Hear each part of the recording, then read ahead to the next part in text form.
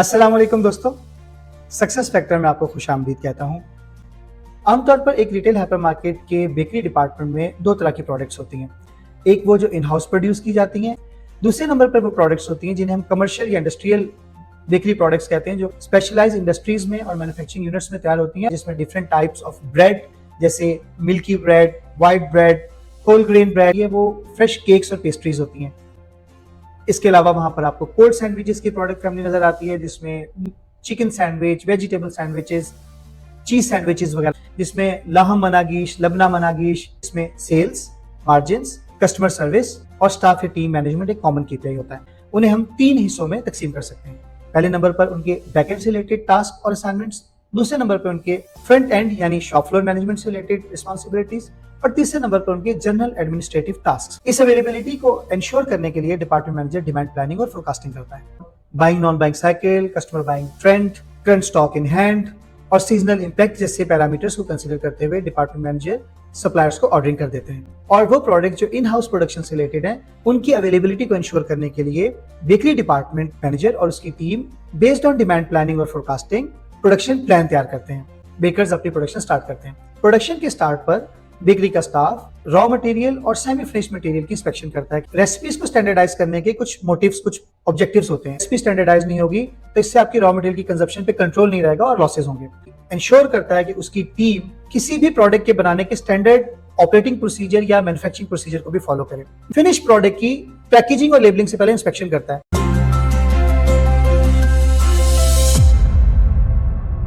Next step आता है product की पैकेजिंग और लेबलिंग।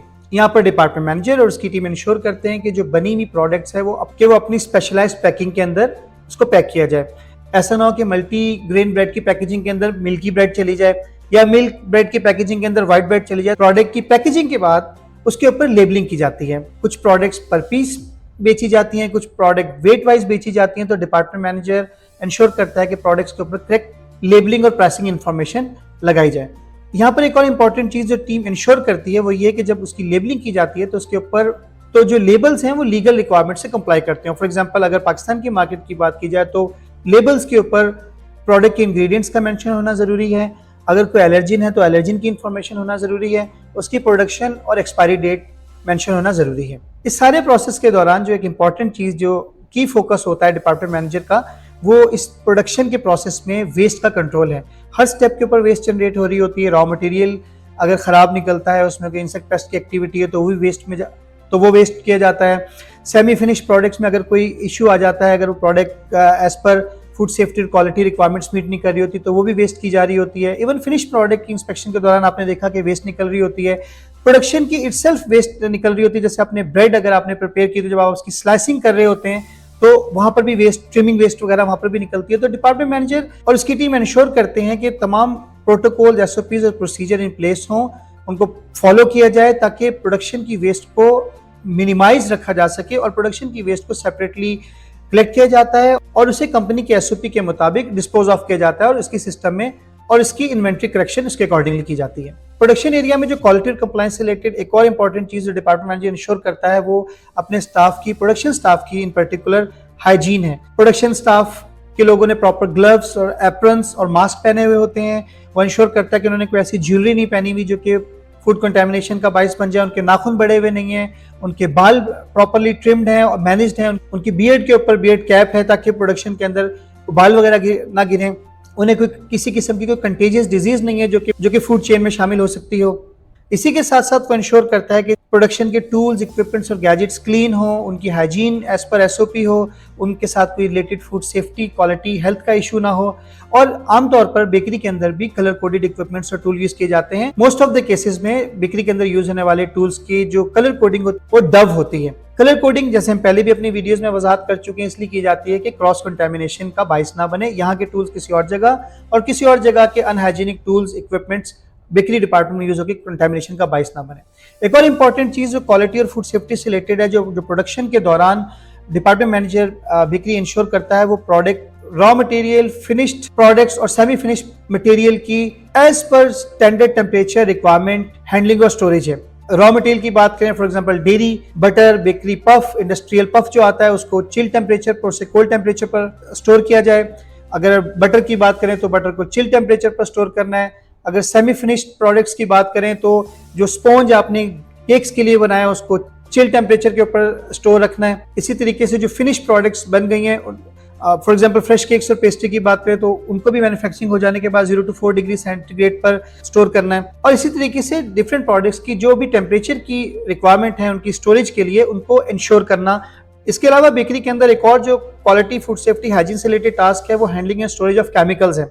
बेकरी डिपार्टमेंट के अंदर डिफरेंट टाइप के केमिकल्स यूज किए जा रहे होते हैं, वो फ्लोर क्लीनिंग के लिए, एरिया हाइजीन के लिए, बेकिंग के इक्विपमेंट्स, टूल और गैजेट्स की क्लीनिंग के लिए। तो यहाँ पर डिपार्टमेंट मैनेजर इंश्योर करता है कि टीम सिर्फ फूड ग्रेड और क्वालिटी डिपार्टमेंट के अप्रूव्ड केमिकल्स ही यूज करे, उसका स्टैंडर्ड एप्लीकेशन प्रोसीजर एज पर एसओपी हो और उनकी हैंडलिंग और स्टोरेज प्रॉपर वे में डेजिग्नेटेड एरियाज में की जाए ताकि फूड के अंदर किसी भी किस्म की केमिकल कंटामिनेशन होने के चांसेस ना रहें। प्रोडक्शन के ऑपरेशंस खत्म होने के बाद डिपार्टमेंट मैनेजर इंश्योर करता है कि उसकी टीम प्रॉपर वे में डिपार्टमेंट की क्लीनिंग करती है, इक्विपमेंट्स, टूल और गैजेट्स की वॉशिंग, क्लीनिंग, डिसइंफेक्शन की जाती है, बेकरी की बेकिंग मोल्ड्स और ट्रेस की डीग्रेसिंग की जाती है और डिपार्टमेंट को नेक्स्ट प्रोडक्शन रन के लिए प्रिपेयर किया जाता है। अब हम बात करेंगे डिपार्टमेंट मैनेजर बेकरी के फ्रंट एंड यानी शॉप फ्लोर मैनेजमेंट से रिलेटेड टास्क, रिस्पॉन्सिबिलिटीज और असाइनमेंट की।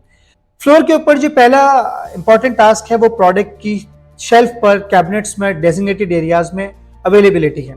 यहाँ पर डिपार्टमेंट मैनेजर और उसकी टीम इंश्योर करते हैं जो कमर्शियल और इंडस्ट्रियल ब्रेड है और कमर्शियल इंडस्ट्रियल प्रोडक्ट्स हैं वो प्रॉपर वे में अपनी डेजिग्नेटेड शेल्फ्स के अंदर डिस्प्ले की जाए। यहाँ पर डिस्प्ले करते हुए फाइफो का ख्याल रखा जाता है कि पहले आने वाली प्रोडक्ट्स का डिस्प्ले पहले बनाया जाता है, बाद में आने वाली प्रोडक्ट्स या जिनकी शेल्फ लाइफ ज्यादा होती है उनको पीछे डिस्प्ले किया जाता है। इसके साथ साथ जो इन हाउस प्रोडक्शन की प्रोडक्ट्स हैं उसकी डिस्प्ले मेकिंग की जाती है, वो प्रोडक्ट्स को उनकी टेम्परेचर रिक्वायरमेंट के हिसाब से डिस्प्ले किया जाता है। फ्रेश क्रीम केक्स और पेस्ट्रीज को, सैलेड्स को टेम्परेचर कंट्रोल एनवायरनमेंट में 0 to 4 डिग्री सेल्सियस पर डिस्प्ले किया जाता है। इसी तरीके से बेकरी की डिफरेंट प्रोडक्ट्स जो लूज में बाय वेट बेची जाती हैं उनको उनके डेजिग्नेटेड प्लेसेस पर डिस्प्ले किया जाता है। डिस्प्ले बनाते वक्त डिपार्टमेंट मैनेजर और उसकी टीम इंश्योर करते हैं कि वो प्रोडक्ट्स जो बाय वेट बेची जाती हैं, जो प्री पैक्ड नहीं है, जिसपे प्राइस PLU कोड नहीं लगा हुआ, उनके प्रॉपर प्रोमिनेंट प्राइस डिस्प्लेस बनाए जाते हैं और अगर प्रमोशन वाली प्रोडक्ट्स हैं तो उनकी प्रमोशनल प्राइसेस के प्राइस बोर्ड्स लगाए जाते हैं। उसके बाद जैसे कस्टमर्स का इनफ्लो बढ़ता है डिपार्टमेंट में, कस्टमर्स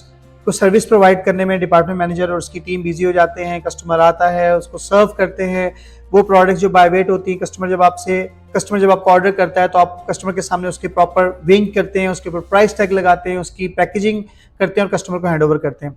इसी तरीके से कस्टमर के साथ इंगेज होते हैं, सजेस्टिव सेलिंग करते हैं और जैसे जैसे प्रोडक्ट का सेल थ्रू होता जाता है रिप्लेनिशमेंट और फाइफो करते जाते हैं प्रोडक्ट्स की। यहाँ पर ट्रेडिंग आवर्स में कस्टमर सर्विस कंटिन्यू रहती है। इस दौरान जो डिपार्टमेंट मैनेजर और उसकी टीम इंश्योर कर रहे होते हैं कि प्रोडक्ट टाइमली शेल्फ पर अवेलेबल रहे, शेल्फ आउट ना हो, प्रोडक्ट प्रॉपर अपने रिक्वायर्ड टेम्परेचर के ऊपर डिस्प्ले हो, प्रोडक्ट्स की फाइफो रोटेशन की जा रही होती है। अर्ली एक्सपायरी वाली प्रोडक्ट्स को फ्रंट पर और बाद वाली एक्सपायरी वाली प्रोडक्ट्स को पीछे डिस्प्ले किया जा रहा होता है। जिन चिलिंग कैबिनेट्स के अंदर टेम्परेचर कंट्रोल प्रोडक्ट्स रखी जाती हैं उनके टेम्परेचर की मॉनिटरिंग पीरियोडिक वे में की जा रही होती है। प्रोडक्ट का शेल्फ के ऊपर पीरियोडिक वे में उसकी फ्रेशनेस की इंस्पेक्शन की जा रही होती है।